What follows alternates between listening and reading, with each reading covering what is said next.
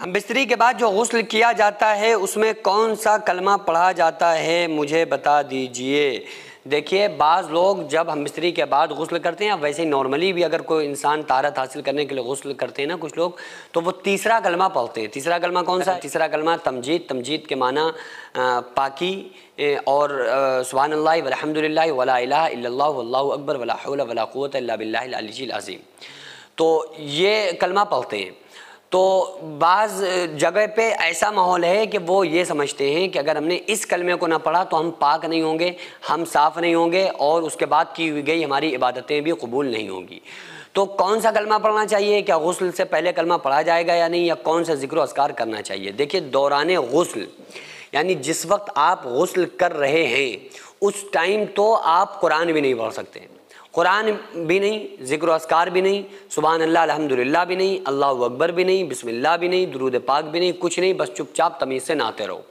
یعنی کہ جب آپ غسل کر رہے ہیں نا تو دوران غسل آپ کو کچھ نہیں پڑھنا ہے۔ بھئی آپ پاکی حاصل کرنے کے لیے غسل کر رہے ہیں تو آپ کا فوکس وہ فرائض پر اور سنن و آداب و مستحبات پر ہوگا، یا وہ اس پر رہنا چاہیے کہ ہاں ہم کیا پڑھ رہے ہیں کیا نہیں پڑھ رہے ہیں؟ پاک ہو لو پہلے چپ چاپ، پھر اس کے بعد پڑھتے رہنا، شام تک پورا دن پوری رات پڑھتے رہو، کوئی پرابلم نہیں ہے۔ لیکن جو یہ چلی چلائی مشہور باتیں ہوتی ہیں لوگ اس پر عمل کرنا شروع کر دیتے ہیں، علم کی کمی کی وجہ سے وہ جو ان کو بتا دیا جاتا ہے وہ اسی پر عمل کرنا شروع کر دیتے ہیں۔ تو میرے بھائی اگر آپ غسل کر رہے ہیں تو غسل کے دوران تو آپ کو کچھ نہیں پڑھنا ہے، ہاں غسل سے پہلے بسم اللہ الرحمن الرحیم آپ پڑھ لیں، کیونکہ یہ ایسے پڑھ لیں کہ ہر کام نیک کام شروع کرنے سے پہلے بسم اللہ پڑھنا چاہیے۔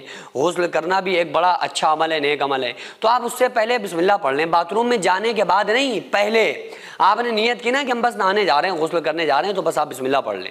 اس کے بعد اندر جانے کے بعد چپ چاپ نہانے پر فوکس ہونا چاہیے۔ پھر اس کے بعد نہ کلمہ آپ کو پڑھنا ہے، نہ پہلا کلمہ پڑھنا ہے، نہ تیسرا کلمہ پڑھنا ہے، نہ کوئی کلمہ پڑھنا ہے، نہ کوئی ذکر و اذکار کرنا ہے۔ آپ کا سارا فوکس ہونا چاہیے ان شرائط پر جو غسل کے لیے ضروری ہے۔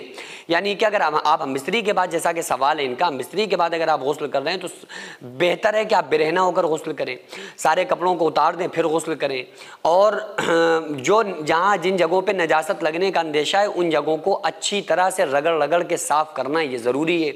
تو اس نجاست کو دور کریں، اس نجاست کو ختم کریں، اس کے بعد وضو کر لیں، پیروں کو نہ دھوئیں، پھر اس کے بعد فرائض کو ادا کریں۔ تو بہرحال سارا فوکس جو ہونا چاہیے وہ ان فرائض غسل میں کیا ہیں ان پر ہونا چاہیے، ہم کیا عمل کر رہے ہیں اس پر ہونا چاہیے، کہیں پہ ناپاکی کے اثرات باقی نہ رہیں، ان چیزوں پر ہمارا فوکس ہونا چاہیے۔